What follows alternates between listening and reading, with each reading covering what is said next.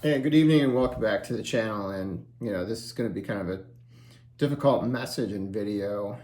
4 years ago, I started my channel and I was wanting at that time to be able to kind of share my knowledge of cards and connect with community members like many of us did. It took some time for it to grow, it didn't grow initially like most of us. And, I think it was probably 3 or 4 months before I even made my first sort of like connection in the hobby. Certainly had some people that started following the channel and commenting, but probably the first person I really kind of made a connection with outside of my existing friend group was, Jason at that time, who didn't have a channel and later started his channel, Everyday Card Collector, probably by the end of that year. And that was 2022. So I've done it for 4 years. It'll be 4 years at the end of this month. And, it's been a wild ride. I've put up several hundred videos during that time. I've been nice enough to be asked to be on a couple different live streams on a variety of different topics, usually vintage cards in particular, and sets that I'm kind of working on in particular. At some point, I think I was working on the 67 set when I started my channel, and I finished that, and then I moved on to this larger project of doing the 2001 Topps Gold Stars and Hall of Famers. I completed that along the way. 48 Bowman, I completed that one along the way. The 64 Giants, I completed that one along the way.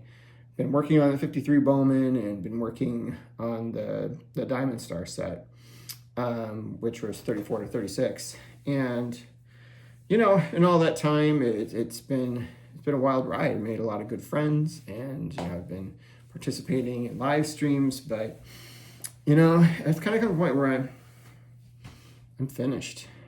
I'm done. And you ask, why would I be done now? Like, you kind of are starting to get to be a bigger channel, bigger in the YouTube sense. I still have less than 800 followers, and it's rarely I get videos that get over 100 views on here. But I've dedicated people that watch videos on here. Whenever I put one out, I can tell you probably the 10 people or more that are always ones that are gonna watch and comment, and I greatly appreciate it. And I never did it for likes and views, but it always feels good when you have likes and views, for sure. But it's kind of come to a head, where I'm kind of done. So what am I done with? I think is the question. I haven't really fully described and answered for you. Well, earlier today, it just kind of came to a realization that I'm finished with my Diamond Star set. So I was being a little coy with everybody. My channel is not going away whatsoever. It came in the mail today. Whoops, and I just dropped it. Hopefully it didn't crack. It did not. That was not a good move on my part. It's totally fine. The acrylic did not crack. Thank God. I've been really disappointed, and I've been disappointed for a different reason, because I was able to acquire this card in a way that I hadn't acquired other cards before in this set. This one came from, I'd done a video recently in which I did the red roughing, which was the 95th of the 96 Diamond Stars that I needed to be able to pick up.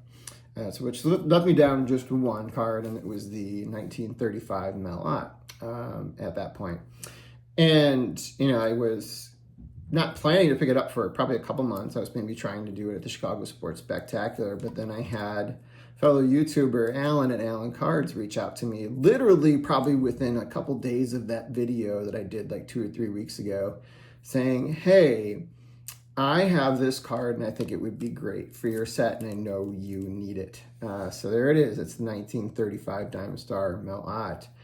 I wasn't, at that point, I wasn't quite ready to buy. Not because I didn't want it, just because I was, I think I was thinking about trying to buy in March, and I just spent some money. But after some talks with the wife and stuff, we decided to go ahead. And actually, I tried to bid on one that was in lower grade first and didn't get it. And so I thought Alan had a fair price on this, and reconnected with him really quickly. And man, we made that deal in like few minutes after I reconnected with him. It was great. He sent me his information of where I could send payment to, did it right away, and he had it in the mail the next day, and it arrived today. So this is a really cool moment. It's a really cool moment worth celebrating.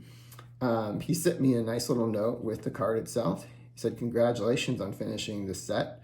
Looking forward to the video." So this is not the video where it's going to be complete set. I actually have a few things maybe in mind that I might want to do with it to kind of just celebrate its completion. But I'm going to show you, this is just to celebrate the card I got and to get it done. You know, if I don't typically like drink on videos, but this is a night where I might do a little toast once I'm done with this video, just to kind of commemorate this journey that started in the fall of 2022 and now finished in the winter months of 2026, which when I thought about it, that was probably my target all along.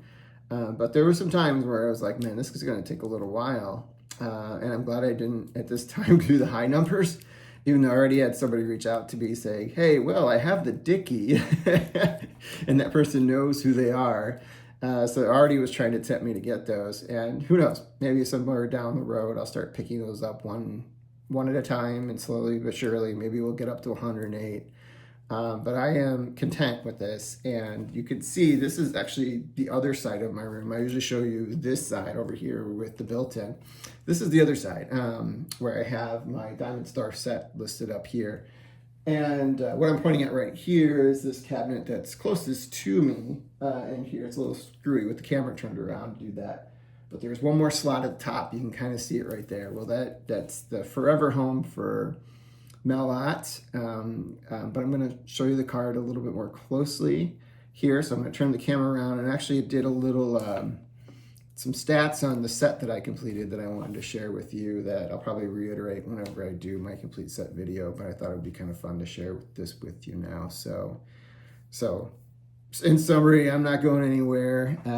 If anything, you're going to probably see me a lot doing these cards in particular, as I have already, but like now that it's in its completion, I'll do something. I don't know what I want to do. It's going to be more than just me just showing the cards. I can tell you that.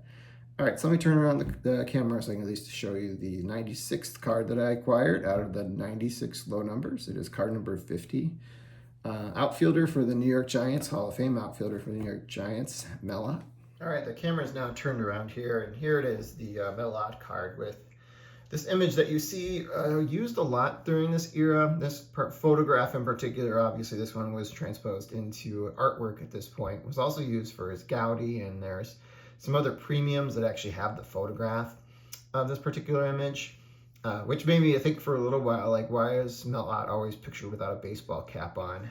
But yeah, it's just that image in particular. It seems like he's not wearing a hat, but looks like he's got some pretty good set of hair, so maybe that was why he did it at the time. But so there it is. It's Hall of Fame outfielder Mel Ott with the Giants there, left-handed hitter. At the time of his retirement, he had the most home runs in National League history.